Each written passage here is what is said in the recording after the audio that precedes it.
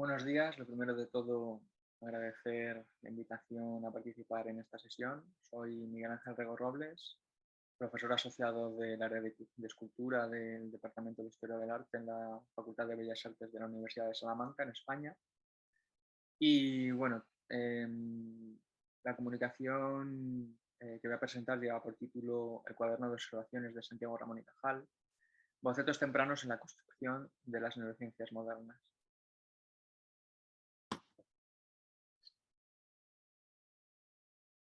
El diario de observaciones de Santiago Ramón y Cajal es un cuaderno sin paginar que contiene una serie de bocetos tempranos de células que Cajal observó a través del microscopio, incluidas las neuronas.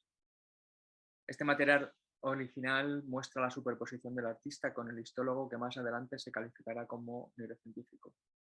El análisis de estas imágenes servirá para analizar los orígenes de la epistemología visual en la obra de Cajal.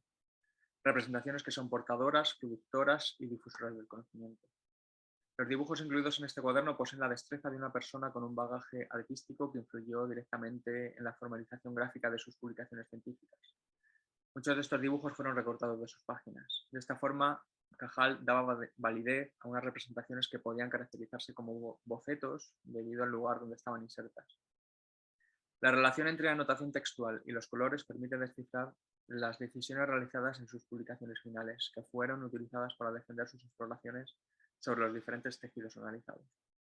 Este cuaderno posee un interés añadido, ya que se incluye multitud de bocetos que utilizó de referencia en sus primeras publicaciones. A partir del análisis de las particularidades gráficas, exploraré la forma de representar el conocimiento neurohistológico de Cajal.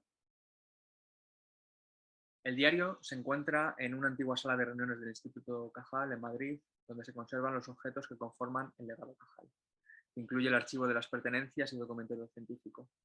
El legado Cajal, nombre por el que se conoce el archivo, se encuentra en un edificio que alberga al Instituto Cajal, Centro de Investigaciones Neurobiológicas del Consejo Superior de Investigaciones Científicas, construido en Madrid en 1989. El diario es un cuaderno sin paginar que contiene una serie de bocetos tempranos de Cajal de células que observó a través del microscopio. Cajal adquirió el cuaderno en la librería de Heredia, en la Plaza de la Seguridad número 2 en Zaragoza, cuando era estudiante de doctorado en 1877. Así lo indica la primera página pegada a la cubierta de la portada estampada con un membrete con el nombre y la dirección. El cuaderno tiene las cubiertas de color azul ultramar y se compone de 320 páginas. El lomo tiene inscrito el título Diario de Observaciones y las iniciales del autor en relieve y coloreadas en dorado. El tamaño de sus páginas es el de una cuartilla o DIN A5. El cuaderno tiene un desgaste pronunciado debido a haberse abierto y cerrado en múltiples ocasiones para su uso. Todas las páginas del diario fueron utilizadas por las dos caras. Solo en ocasiones existe una continuidad temporal en los objetos de estudio mostrados en las páginas, pero la mayoría de los dibujos están sin fechar, aunque algunos de ellos cuenten con anotaciones a mano. Todas las hojas poseen un sello estampado al menos en una cara. El membrete pertenece al inventariado del legado Cajal, finalizado en 1975 bajo la dirección de Alfredo Carrato Ibáñez. Además de anotaciones y dibujos relacionados con sus investigaciones, el diario incluye apuntes anatómicos en los márgenes y huecos de las páginas. Los apuntes anatómicos del cuerpo y del rostro humano muestran su afición por el dibujo anatómico. En estas páginas entrenaba su habilidad plástica que practicó también en el manuscrito de la memoria para las oposiciones a cátedra de anatomía en la Universidad de Valencia. Esta imagen posee semejanzas en trazo y estilo con las mostradas en la siguiente figura. Esta imagen posee la característica del interés de los dibujos anatómicos que estaban insertos en los manuales con los que se había formado Cajal en sus estudios en medicina. Esta imagen, la página de la izquierda, tiene dibujos de células de cartílago representadas en tinta. Algunas partes están sombreadas con un entramado de líneas diagonales finas a tinta para enfatizar su carácter voluminoso y separarlo de otros planos de representación. Cajal consiguió este efecto aumentando el contraste entre la figura a realzar y el fondo. No era una estrategia habitual entre los tratados científicos de la época, pero sí en su forma de representar el volumen de sus representaciones. Tanto en la figura anatómica de la contraportada como en la anterior del cartílago, Cajal ensombreció el fondo que arropa la figura para acercarla al primer plano de la representación. Sus dibujos mostraban un tipo de información relacionada a cómo veía las muestras a través del microscopio. Los nombres incluidos en los dibujos hacen referencia a las características formales de las células. En ocasiones describe aspectos formales como moco y homogéneo, colores, marrón aquí, menos blanco allá, y especificaciones histológicas, fascículos, por ejemplo, fascículos cortados en la parte central del cartílago. En la parte derecha de estas dos páginas hay varios dibujos a lápiz y una tinta. Los que están realizados a lápiz son menos legibles debido al paso del tiempo. El grafito tiene una menor perdurabilidad que la tinta. Hay partes sombreadas diagonalmente a lápiz y, bueno, siguiendo el mismo método utilizado a tinta, pero sin la sensación perceptiva que se puede conseguir con este material debido al rango tonal limitado del lápiz, que no alcanza ese color negro puro que posee la tinta. En ocasiones sus dibujos poseen lápiz y tinta, dependiendo del énfasis que quería transmitir en cada una de sus partes, acentuando de nuevo esa importancia de transferir mediante las técnicas artísticas el volumen captado en las muestras de sus experimentos en el laboratorio. Cajal utilizó lápiz y tinta y la combinación de ambos en los textos e imágenes del diario. Muchos de esos bocetos poseen anotaciones de los colores que Cajal observó a través del microscopio, colores que coincidían con las preparaciones químicas que él utilizaba en la impregnación de las células para que fuesen visibles al ojo humano y que reprodujo con el lápiz a color y las acuarelas.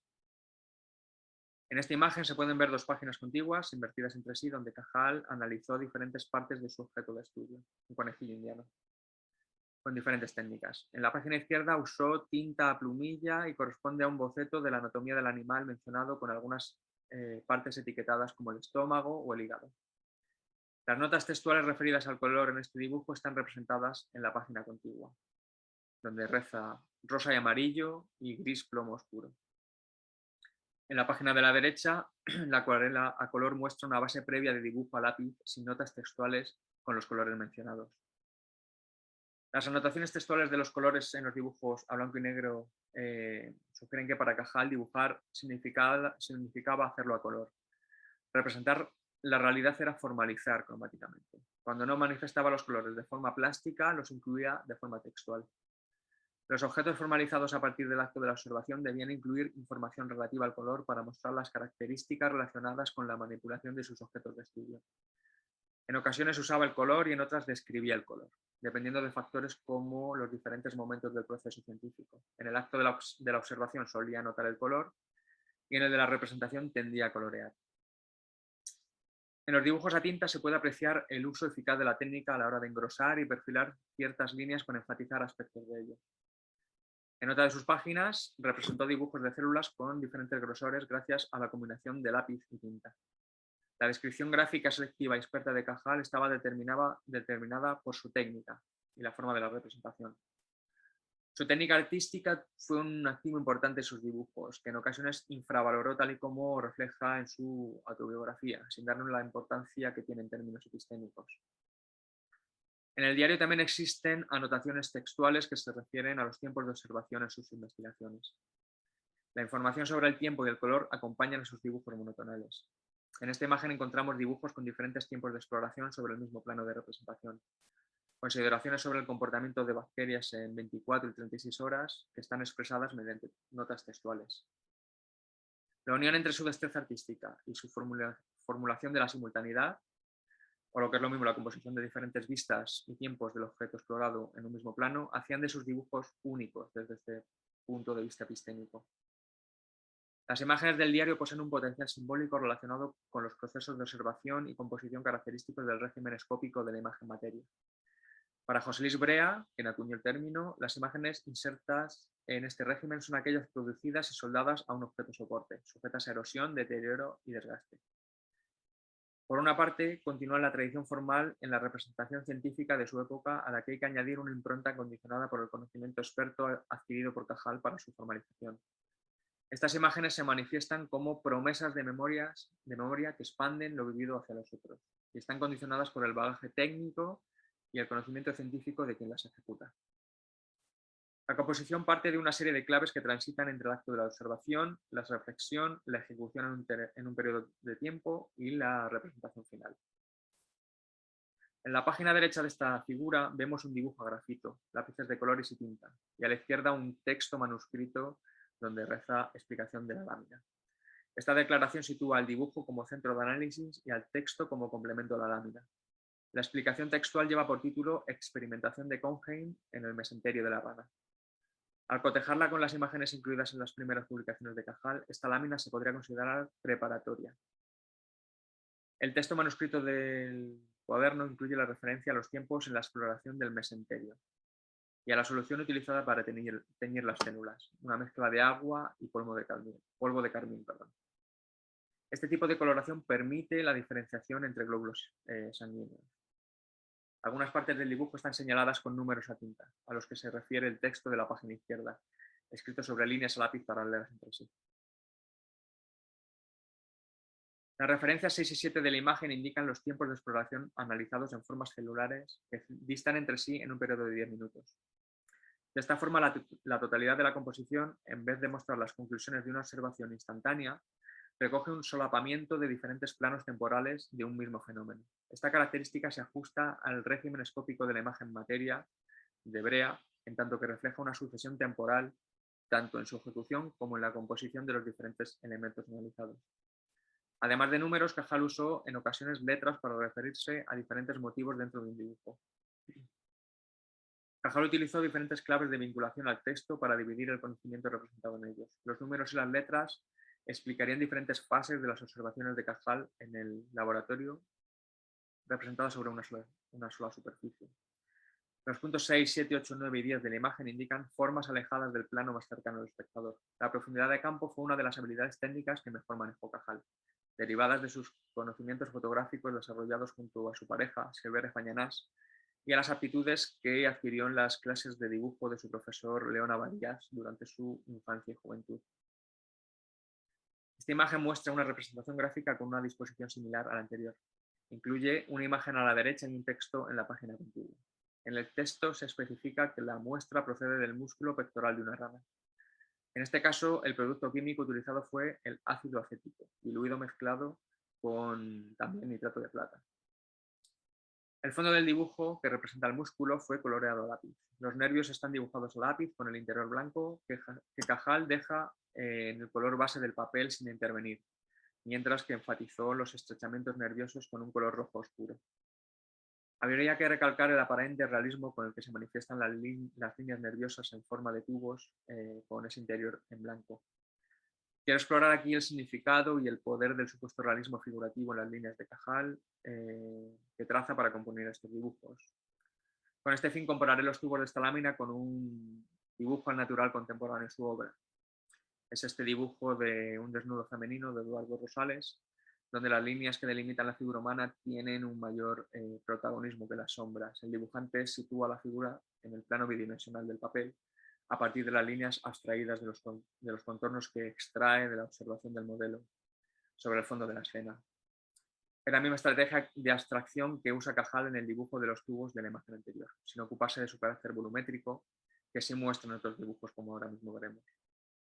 Esta imagen replica la misma estructura que las páginas anteriores del diario, ¿no? Es un texto explicativo a la izquierda y un dibujo a color a la derecha. El objeto de estudio fue de nuevo el músculo pectoral de una rana impregnado con una solución de cloruro de oro y una disolución de ácido acético.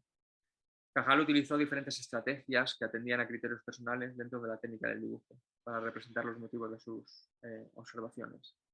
En el dibujo mencionado, las líneas de bosquejo han desaparecido en una representación que es volumétrica gracias al uso del color.